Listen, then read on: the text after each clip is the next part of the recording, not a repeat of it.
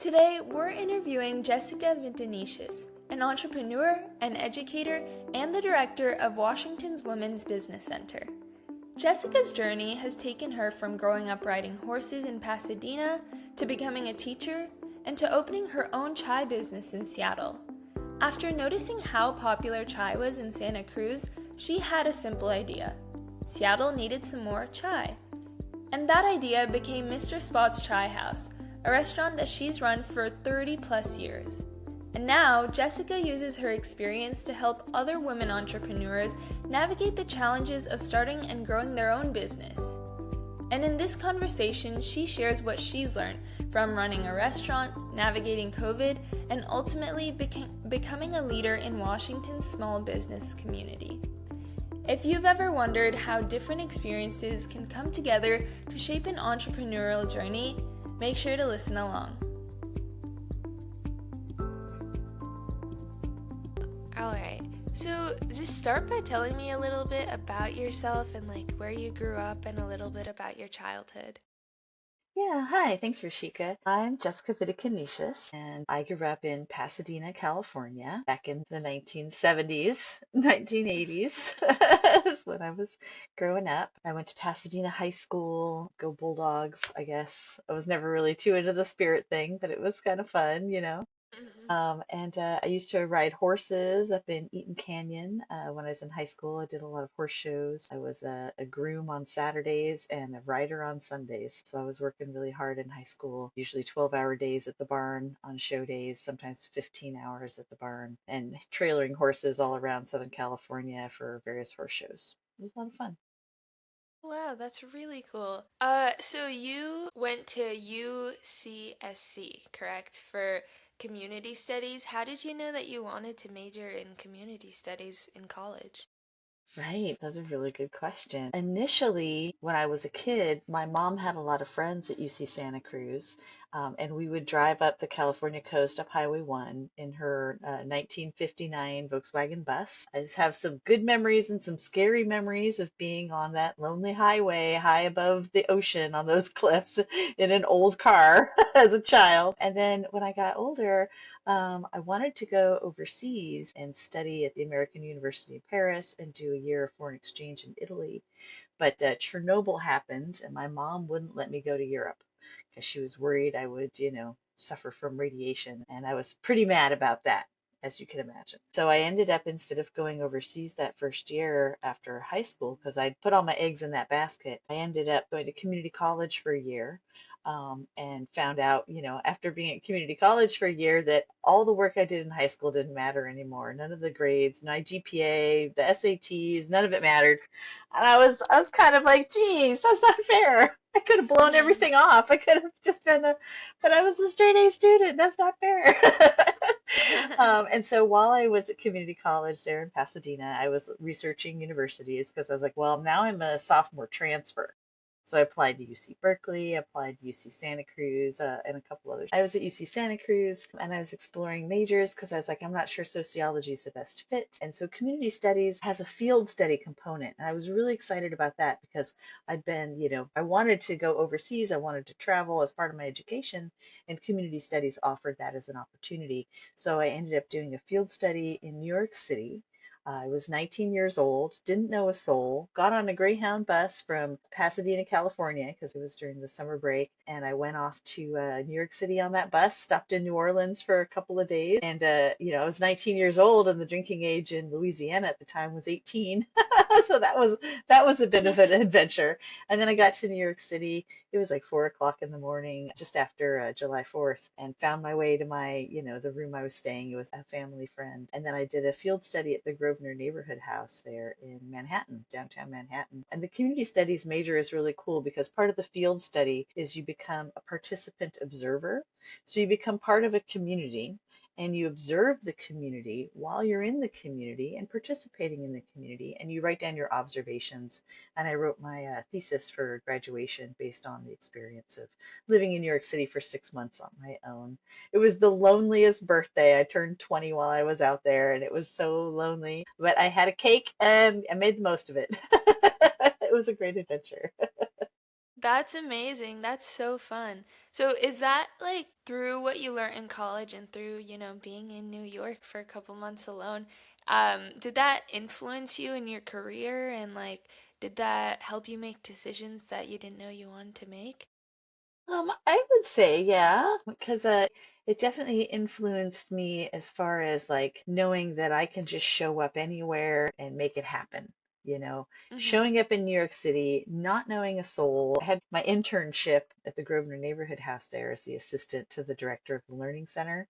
I was very education focused, and I went on to get my master's in education. And so it was a really good opportunity to like be hands-on in education and teaching people and learning what people need to know, and the cultural difference from West Coast to East Coast and how to like, bridge those gaps and to make connections with people whose experiences in life are vastly different from each other. Yeah, definitely. So, well, after all your education and stuff and going to college, how did you enter the workforce and like how did your career lead up to where you are right now at Business Impact Northwest? Yeah, so I started out, since I had gotten my master's in education, I started out teaching. I had done student teaching, and I've taught everything from Montessori preschool through college level courses as a teaching assistant, the TA. And I think my favorite, though, was middle school and high school creative writing. That was a really fun class, the creative writing class that I taught at SoCal High. And of course, at that time, I had a septum piercing, no eyebrows, mohawk, and I drove an art Wow. car. And so I had my painted up crazy art car, and it had the SoCal High School staff parking badge on it. That was awesome. Eventually, I let my eyebrows grow in while I was teaching because I didn't have time to maintain keeping them penciled in every day. I was like, I'm just gonna let these Mhm. grow back. So that was a lot of fun. But I had to take out my septum and my tongue piercing every day before I could go into the high school because Oh, yikes. back then they were like, no, you can't have any facial piercings. And so like every time I see people with facial piercings now, I'm like, it just makes me so happy.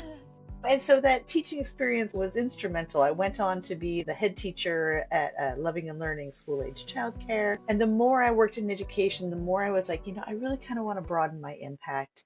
I'm enjoying this teaching. It's kind of rigorous, but I'm wondering about business. Like, could I start a business that, brings more community to people, right? And Mhm. creates a space. And so then I decided, Seattle needs some chai. I was living in Santa Cruz. Chai was everywhere. Every cafe had it. It was ubiquitous. I was like, Seattle needs some chai. My cousin lived up here. And I was like, I'm going to go to Seattle and I'm going to make chai and I'm going to have a chai house and I'm going to run a business and I'm going to go into business instead of education. But I think that education will be a great background. And it was because eventually, I had 17 employees and I had to train people. And training people is Mhm. just teaching people. I was 25 years old and I was like, that's it. We're going to Seattle. Packed up my art car with my stuff, drove up here, and got a job in the Pike Place Market at Tenzing Momo because I was in there shopping for herbs for my chai recipe that I'd been working on. And they were like, "Are you looking for a job?" And I was like, "Yeah, as a matter of fact, I was planning on working here." And they're like, "Oh, I guess you got to bring in your resume." So then they threw me behind the counter. Back then, it was still legal to have people audition for a job. They paid me for the day, but you're not supposed to do that now. It was a Saturday, July 4th weekend, cruise ships in the harbor, Pike Place Market at its busiest. And Mhm. I didn't mess up the cash register. I already knew where everything was in the store because I'd been a patron for many years. Every time I came to visit my cousin. And so I ended up getting the job, and then I had, 1,000 herbs at my disposal to experiment with, and a team of herbalists to consult and give me feedback and to try my test batches, and really like honed my recipe for my company while I was there. And I learned a lot about running a small business because it was such a small business. When you work in a small business, you learn what's going on in the small business.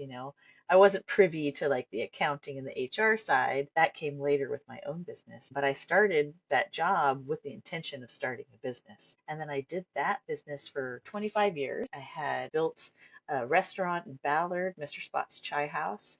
on Market Street. And then about 4 years after that location, we moved around the corner onto Leary Avenue. It's now Billy Beach Sushi, I think, that location. And I ran that restaurant from 1998 to 2008. I ended up selling the restaurant, but keeping the wholesale business. We wanted to start a family. And the restaurant was very much a punk rock dive, music venue with beer and wine and art shows and Yeah. the Scratching Post open mic, and it was 17 employees, wholesale in the back, retail up front, about 2,500 square foot space. It was a lot of work, and I was like, this is a lot. And we wanted to start a family, and I was like, I don't think I can be a mom and run this restaurant Mm. without somebody suffering, and that somebody probably is going to be me. And I was not. I was like, we're selling the restaurant. We're gonna, I didn't get what I wanted for it, but that was okay. I was fine. I was happy to move on. Mhm. And it was just enough to move my wholesale business into the location we've been at ever since, up there on Greenwood Avenue North. And so we still do the wholesale business. COVID was very difficult for the business. Most of our customers were, the small independent businesses, the small coffee shops, like my own. And about 40% of them in our customer list disappeared during the COVID shutdowns and never came back. So I was like, well, maybe I'll take this business experience and leverage it into something else. And the opportunity to work at the Women's Business Center came up, and I grabbed it. I was like, this is fantastic. I'm so excited to do this. I made so many mistakes as a young 20-something in business. I would love to help people cut to the chase and, not get taken advantage of by their landlords, not get taken advantage of by the system, and to help them, learn the best practices to help them have a successful, profitable business that works for them, and to help them keep that eye on that work-life balance as well. Because a lot of entrepreneurs will work so hard that they burn themselves out. And I definitely experienced that at least 2 or 3 times in the 25 years leading up to taking on this position at the Women's Business Center. Yeah, definitely. And I think that it's so cool that you actually had an experience of being a young woman entrepreneur and then now you're giving advice and tips and tricks to future women entrepreneurs, which is so cool. What is, I think, one piece of advice or one thing that you've learned as a young woman entrepreneur that you would say or give advice to future young women entrepreneurs?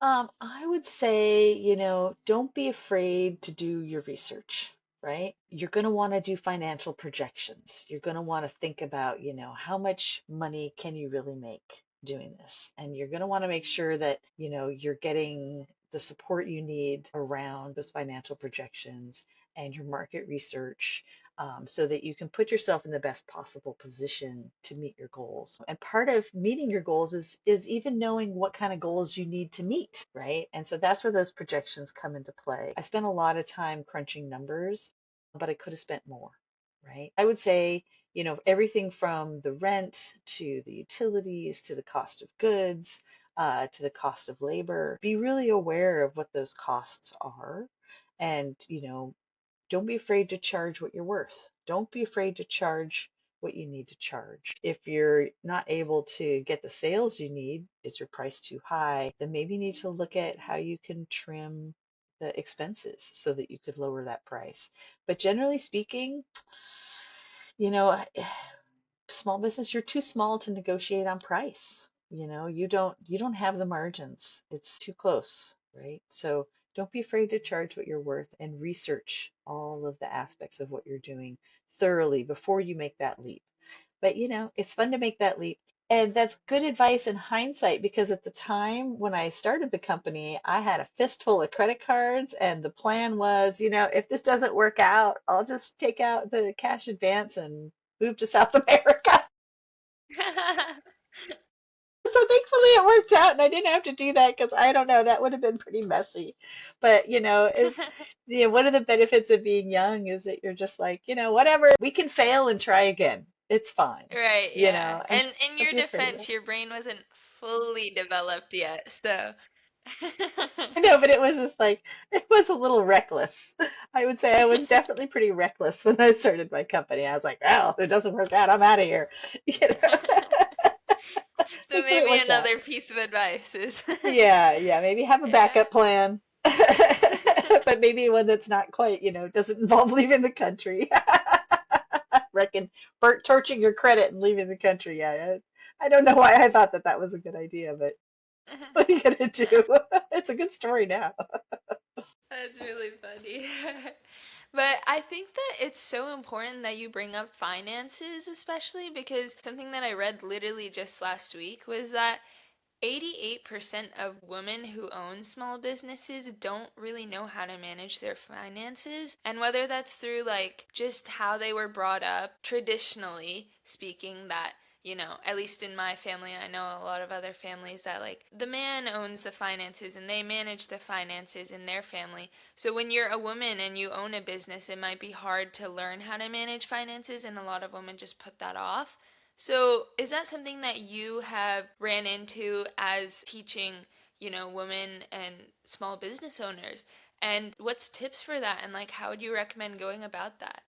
Yeah, yeah, definitely. Having that financial literacy is really important as a small business person, and you really have to like seek it out and grab it. That's where things like the Women's Business Center program is amazing because we have that free one-on-one coaching, and you can learn Mm-hmm. about your finances. You can develop that financial literacy for your business with a coach. A coach will walk you through all the things you need to know, how to do financial projections, how to look at your costs, how to figure out margin and markup on your pricing strategy. And it's true, a lot of families don't share that financial information with their kids. One thing we've done in our household is we have a family budget, and we brought our teenager into the discussion, because he has Mm-hmm. an impact on the budget, Yeah. like it or not. And sometimes it's an outsized impact depending on what's going on. And I want him to be aware of how money flows in and out of a household. We have a whole spreadsheet with the money that comes in and then the money that goes out and then what's left over, if there is some, depending on the month. And so he gets an opportunity to be financially literate. And so, for young women, especially if they're thinking about starting a business, get those financial skills. Don't be afraid of the numbers. When we were little, girls are so good at math, and around middle school, girls start to tune out for reasons, usually cultural. Try to tune back in. You know, Business math in particular is not difficult. It's adding, it's subtracting. On a good day, we're multiplying because that means we're making money. When we're trying to figure out what things cost, we're doing some division.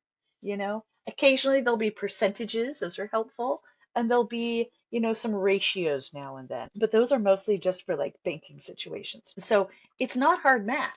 There's no algebra, there's no trigonometry, there's no calculus. It's adding and subtracting. You're smart, you can handle it. It's not difficult. Don't be afraid and get into it and make it a habit. I think money gets very emotional for people. So anytime that you can, step back from that and not be so concerned emotionally, look at it dispassionately, right? But these are the numbers. You live or die by these numbers as a business. So they have a little weight, but they aren't a reflection of who you are as a person. So be okay with learning your numbers, know your numbers backwards and forwards, and feel confident and empowered in those numbers. It's important, especially for when you get to my age and you're like, oh, the retirement math numbers. That's where you start getting into compounding and interest. And it's important to know those basics of like, does this compound annually or does this compound daily? Right. And so financial literacy, every woman needs to be on her own 2 feet financially, whether she's with a partner in a marriage, on her own. It doesn't matter. You got to have that control of your own money one way or another. Even if you share your finances with a partner later in life, you want to understand what that looks like and don't give up complete control because that's a vulnerable position to be in, especially as a woman in this society. So own your numbers, know your numbers. They're your friends. Money is your Yeah. friend. Don't be scared of it. Definitely. And I think that, in school, we're not really taught financial literacy unless you take like the one elective class that's offered, and Take it's it. not a requirement, Take right? that course. Yeah, I know. Take that class. But for people who don't even have that option of taking like financial literacy 101 class, how would you recommend becoming financially literate as a young woman? Yeah, I would recommend, again, exploring women's business centers. There'll be a lot of courses around that. You can also look at SCORE, the retired executives. They have a lot of really great classes on financial literacy. Different cities will have courses. You can also just walk into a bank and talk to one of the relationship managers and ask them about resources they have for helping you learn financial literacy. There are courses available on Eventbrite. There are courses on, you can ask AI to help you find courses as well. But, when it comes to AI, trust but verify always. It's a very precocious fourth grader, and we want to, make sure that that fourth grader actually knows what they're talking about. Yeah, definitely. Well, so what are some things that you do daily in your job as director of Women's Business Center at Business Impact Northwest? The daily is working with clients directly. That's the part I really Mhm. enjoy, is helping them, understand their numbers, digging into their financials, helping them strategize on marketing campaigns, finding tools to help them in their work, whether it's AI tools or whether it's, just simple things like learning how to use an adding machine. Adding machines are beautiful things. I have one at my desk at all times to add things up. Another part of my work is, building community, building connections. The community studies degree has been very useful that way because I'm a participant and an observer in many different communities across the state. And I feel very comfortable in that role because I have a lot of experience in that. And as a business owner, it's very similar for you too. You are a participant in the business, but you're also observing the business, seeing how things are working. How are the people working? How are the customers working? How are your, marketing campaigns working? I would say for the Women's Business Center, another part of it is managing the federal grant, interacting with the federal government. That's its own special kind of weirdness, but again, it's something you can learn to do. Pretty much anything in life is something you can learn to do. It may be difficult at first. The learning curve may be straight up initially, but you'll get the hang of it if you just keep trying, and resting in between, because the learning you do cements itself when you're resting afterwards. Definitely. So, kind of to wrap things up, what is overall like all of your learnings through your business and through Business Impact Northwest? What would you give like your final piece of advice to a high schooler, a woman high schooler right now? Tough question, I know. Yeah, That's a yeah. big I would one. I would say, if you have a dream, if there's something that speaks to your heart of hearts, pursue it.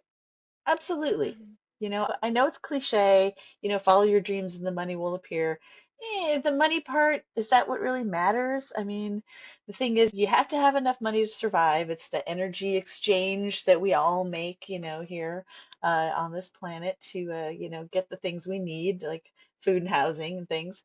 Um, Mhm. but it's always better to do it in something that brings you joy, something that, you find interesting. So if you're interested in something, pursue it. There's no reason not to. If culturally people are like, oh, girls don't do that, whatever. You're interested in it, go do it. We've had the vote for just over 100 years. So use that freedom while we have our freedoms, preserve our freedoms, and follow your dreams, because you have to have something that gets you up in the morning to go do the thing. So it might as well be something that you like to do, something you want to do, something you're curious about doing. And if you find you go and do a thing and you're like, I don't know if I like this thing, it's okay to change your mind and do Mhm. something else. Yeah, definitely. That was truly like such an amazing piece of advice. Thank you so much. You're so welcome. Thanks for having me today. Oh, of course.